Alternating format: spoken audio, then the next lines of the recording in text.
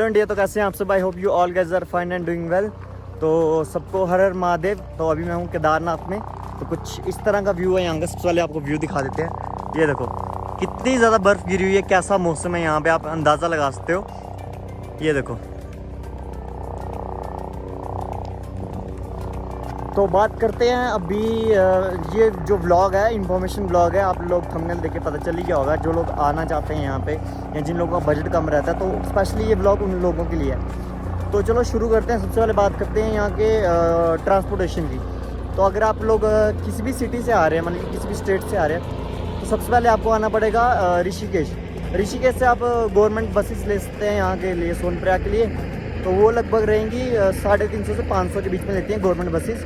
और प्राइवेट जो लेती है 500 से 800 के बीच में लेती है। और जो टैक्सी वाले होते हैं वो भी 800 लेते हैं, जो यूनियन वाले चलते हैं। और दूसरी बात अगर करें यहाँ पे, अगर वेदर की, इस टाइम पे जो वेदर है काफ़ी ज़्यादा, मतलब कि माइनस में टेम्परेचर चल रहा है। तो जो लोग, जैसे कि कुछ लोग होते हैं जो एडवेंचर के लिए आते हैं, मतलब कि कैंपिंग वगैरह के लिए आते हैं, तो उनके लिए ये सजेस्ट करूँगा कि अगर वो कैंपिंग करने आ रहे हैं तो फुल तैयारी से आएँ। और स्पेशली अपना जो स्लीपिंग बैग है वो -30 से मिनिमम होना चाहिए, -30 होना चाहिए। तो उसके बाद यहाँ पे अगर फूड की बात की जाए तो खाना काफ़ी ज़्यादा महंगा है यहाँ पे। क्योंकि खाना यहाँ पे काफ़ी ज़्यादा महंगा है, क्योंकि खाने का क्या रहता है कि जो खाना है वो घोड़े वगैरह ही ऊपर लाते हैं, जो रॉ मटेरियल होता है, वेजिटेबल्स वगैरह। तो खाना पीना जो होता है वो काफ़ी महंगा पड़ जाता है। तो उस वजह से क्या है कि आपको यहाँ पे खाना महंगा पड़ेगा। 200 रुपये की खाने की प्लेट स्टार्ट होती है मिनिमम, जिसमें 2 रोटी, थोड़े से चावल और दाल मिलती है बस। तो ये रहा मेरा रूम, जो 2 दिन से मैं जहाँ पे स्टे कर रहा था। तो ये रूम पड़ा था 4000 का, लेकिन मैंने नहीं लिया था रूम। मेरे को ये होस्ट मिल गए थे, तो उनके साथ ही मैं यहाँ पे था 2 दिन तक। तो काफ़ी छोटा सा रूम भी होता है। तो वाइड एंगल केस से बड़ा लग रहा होगा, काफ़ी छोटा होता है। और ये देखिए वॉशरूम की फैसिलिटी कुछ इस तरह से है। और पानी का है कि गीज़र यहाँ पर बिल्कुल भी नहीं मिलता आपको। और इस रूम की ये बात है कि मतलब ये रूम 4000 का मिला ना। अभी सीज़न जैसे चल रहा है, वो तो हमने बात बुक करके कर लिया जस्ट। पर क्योंकि यात्रा पीछे रोक दी है 5 लाख तक, इसलिए 4000 का पड़ा। नहीं तो ये रूम 8000 रुपये तक जाता है, 8-10 मतलब 10-12 हज़ार तक ये रूम जाते हैं। तो अगर आपको आना है तो मतलब कि यही बोलूँगा कि यहाँ तो एडवांस में बुकिंग करते हो होटल की। और अगर नहीं एडवांस में बुकिंग हो रही है तो आप जून के बाद आओ, जब मर्जी आओ, जुलाई में आओ। तो यही रूम आपको 1000 रुपये से नीचे का पड़ जाता है। तो ये तो रहा नॉर्मल लोगों के लिए जो मतलब कि ट्रैवल करने आते हैं। तो अब बात करते हैं जो लोग मतलब कि बजट में हैं, काफ़ी लो बजट है उनका।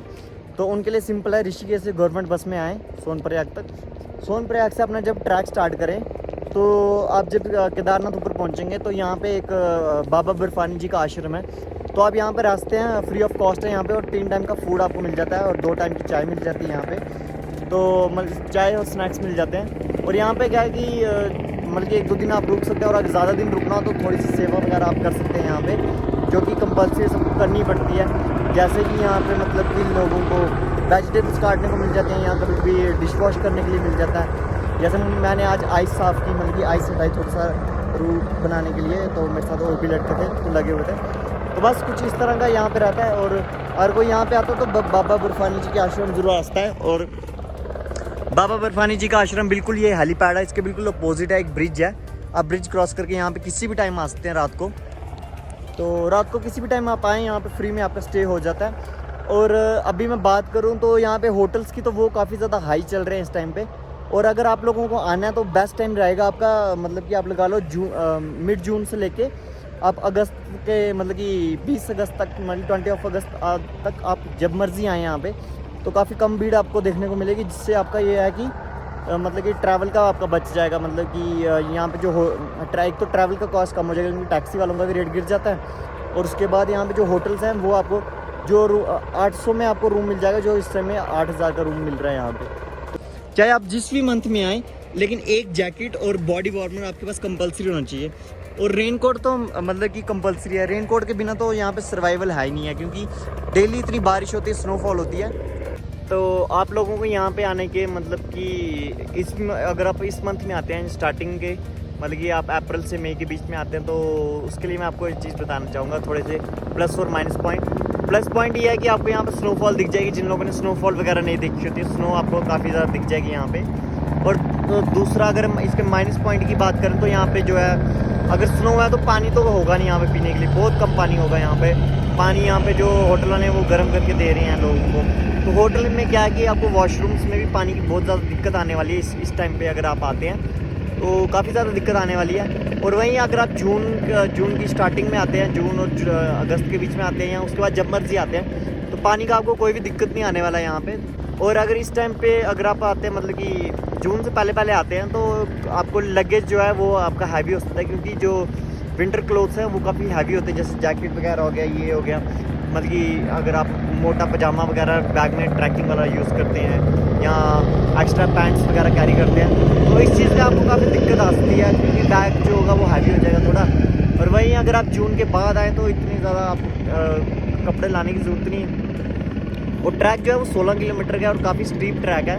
तो ये सजेस्ट करूँगा कि आप मतलब कि अगर आप जीन्स कैरी करना चाहते हैं, एक जीन कैरी करना और 2 लोअर कैरी कर लेना, उसके बाद 3-4 2 मिनिमम टी शर्टें, एक हुडी और एक जैकेट, बस इतना ही बैग रखना, इससे ज़्यादा सामान मत रखना, क्योंकि फिर लास्ट में वही बात आती है आपसे ट्रैक होगा नहीं, फिर आप लॉकर फैसिलिटी ढूंढोगे तो लॉकर फैसिलिटी के इस टाइम पे चार्जेस भी बहुत ज़्यादा रहते हैं। तो कुछ इस तरह का था इन्फॉर्मेशन। और अभी चलते हैं मंदिर की तरफ आगे और आपको करवाते हैं दर्शन। तो दोस्तों जिस आश्रम की मैं बात कर रहा था, बाबा बर्फानी जी आश्रम, यहाँ पे मतलब कि आप किसी भी टाइम आके रुक सकते हैं और 3 टाइम का आपको खाना पीना मिल जाएगा। तो ये देखिए यहाँ पे कुछ मतलब कि ये सेवा करते हैं यहाँ पे। तो अभी चलते हैं, अभी हमारा भी सेवा का टाइम हो गया हुआ है। तो गाइस ये देखो जितने भी यूट्यूबर यहाँ पे काफ़ी दिन से रह रहे थे, खा पी रहे थे मज़े से, आज देखो, आज देख रहे हो इनके काम।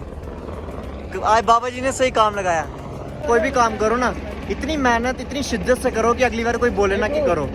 तो कुछ मेरा काम इस तरह चल रहा है, मैं बस इनको सुपरवाइज कर रहा हूँ। पहले मैं भी कर रहा था, मैंने इतना काम खराब किया। सर पकड़ना है वैसे, सर इसको ऐसे पकड़ना है। नहीं सर, उल्टा ऐसे। हाँ ये तो गलत हो रहा है। ऐसे पकड़ोगे तभी तो लोग काम नहीं बोलेंगे अगली बार। अच्छा ऐसे पकड़ना है। हाँ ओके सर, कितने पैसे मिलेंगे? सर रोटी मिल जाएगी 3 टाइम, 2 टाइम की चाय। Thank you sir. उसको मत दे देना बत्ती। तो गाइस अगर ऐसी जगह पे आप आओ तो थोड़ी सी मेहनत तो करनी पड़ेगी। इतनी ऊंचे पहाड़ों पे अगर आप फ्री में खाना पीना रहना मिल रहा है तो थोड़ी सी तो करना पड़ेगा ना काम। तो अपनी अपनी श्रद्धा आप कुछ भी कर सकते हैं। ये जितने लोग दिख रहे हैं हम मैंने आपको आपको वेजिटेबल एक बंदा देख लो, अभी मैं ये सारे बेच यूट्यूबर। रहा हूँ, रास्ता बना रहे हैं। ये ओनली 2 मिनट की मेहनत है, इसके बाद भाई सीधा निकल जाएगा। काम कर रहे हैं, चाहे घर में आज तक काम ना करा हो। देखो भाई ऑन कैमरा और ऑफ कैमरा ये तो रियलिटी ये सबसे ज्यादा मेहनती बंदा है, बोलता हाँ, बहुत सबसे ज्यादा ज्यादा। है ना, बिल्कुल। बोलने में मेहनती बहुत है। ये बहुत हवा में उड़ाई जा रहा है ये बात। चलो तो काफ़ी ज़्यादा मेहनत करवाई मैंने इन सब से। तो ये देखो कितना ज़्यादा रास्ता बनवा दिया मैंने इन लोगों से काम करवा के। तो बाबा पहले काम कर नहीं रहा था, बाबा को मैंने मोटिवेट किया काम करने के लिए। तो अब बाबा काम कर रहा है। तो ये देखो कितना रास्ता बना दिया। तो गाइस ये है वो पुल, यहाँ से सीधा जाता है रास्ता बाबा बर्फानी जी के आश्रम। वो सामने दिख रहा होगा छोटा सा आपको। तो यहीं पे आपको खाना पीना रहना फ्री में मिल जाएगा। अगर आपका मन हो तो यहाँ पे आप सेवा कर सकते हैं किसी भी प्रकार की। जैसे मैंने सुबह वेजिटेबल्स काटे थे, आलू वगैरह छीले थे यहाँ पे, और उसके बाद बर्फ़ थोड़ी सी चुट के बोल गया यार, मैंने इतनी हटाई नहीं। हाँ थोड़ी सी मौज मस्ती कर रहा था उन लड़कों के साथ, थोड़ा एंटरटेनमेंट कर रहा था उनको, क्योंकि वो भी थक गए थे। क्योंकि पता है यहाँ पे ऑक्सीजन बहुत कम है। ऑक्सीजन कम होने के कारण क्या है कि आप थोड़ा सा भी कुछ बॉडी मूवमेंट करो तो सांस फूल जाती है, इंसान थकता नहीं है यहाँ पे। तो बस कुछ इस तरह की थी मेरी यात्रा। बट यात्रा और लंबी हो सकती थी, लेकिन क्या करूँ यार, आपको पता ही है हमारे जम्मू के जो कॉलेज हैं कैसे हैं। तो कुछ कॉलेज का सीन चल रहा है, अभी रिज़ल्ट अभी आउट हुआ था तो उसमें कोई इश्यूज़ आ गए होंगे, बस वही निपटाने जा रहा हूँ। और ये देखो लास्ट टाइम जब बाढ़ आई थी ना, ये सब बह गया था। और लास्ट ईयर जब मैं आया था ना, ये पुल था, ये इसको भी मैंने क्रॉस किया था। लेकिन लास्ट ईयर भी जब मतलब कि हैवी मतलब कि बारिश हुई थी तो ये बह गया था पुल। तो मेरे जाने के बाद यहाँ पर फिर से बारिश आई थी। और ये देखो लाइन देखो कितनी लंबी है, ये दर्शन के लिए कितनी पीछे तक लाइन लगी हुई है। तो अभी चलते हैं, लेकिन ये ट्रिप यहीं पे ख़त्म नहीं हो रही है उत्तराखंड की। मैं वापस आऊँगा, तो वापस आऊँगा मैं तुंगनाथ करूँगा, बद्रीनाथ करूँगा, वापस करूँगा। बस कुछ दिन के लिए घर जा रहा हूँ, पर ब्लॉग तो चलो रेगुलर आ जाएंगे, मतलब कि 1-2 दिन का गैप छोड़ के। तो आपको ना एक सरप्राइजिंग सी चीज़ बताता हूँ यहाँ पे, तो हैरान मत होना। भैया एक आदमी को ऊपर लाने का कितना लेते हो? जितना दिए सके, जितना लेते हैं उतना लेते हैं। कितना फिर भी आप लेते हैं 4,000, 3,000, 2,000, 2,500 ऊपर लाने का आदमी का आदमी का। और नीचे ले जाने का? नीचे ले जाएगा ऐसे 2,500, 3,000 तो पूरा अप डाउन करना हो तो 7,000 रुपये। अच्छा 7,000। इतना तो हमारा महीने का बजट होता है।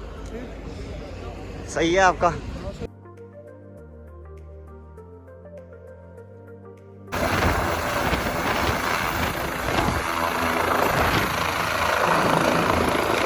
तो गाइस जब आप मंदिर के इस साइड से आए मतलब कि क्रॉस करते वापस जाएँ या आते टाइम में मतलब कि आते समय आए तो यहाँ पे जय भोलेनाथ यहाँ ओम नमः शिवाय अगर आप कुछ भी इस तरह का बोलते हैं पानी में, यहाँ पे एक कुंड है पानी के अंदर तो बुलबुले निकलते हैं अगर आप मतलब कि अगर ऐसे नाम लें। तो गाइस आप देख रहे हैं कितना पानी है, कितनी स्लिप बज रही है यहाँ पे, जूते गीले हो रहे हैं। इसलिए मैं कहता हूँ जब भी आप ट्रैक करने जाएँ कहीं भी तो 2 पेयर ऑफ शूज़ ज़रूर ले आएँ। गाइस ये देखो पूरा का पूरा ग्लेशियर काट के रास्ता बनाया हुआ है। अंदाज़ा लगा रहे हो बर्फ़ कितनी है। तो अगर आप आओ तो पूरी प्रिपरेशन से आना है। तो गाइस कौन बोलता है यार कि स्नोफॉल जो होता है काफ़ी रोमांटिक होता है?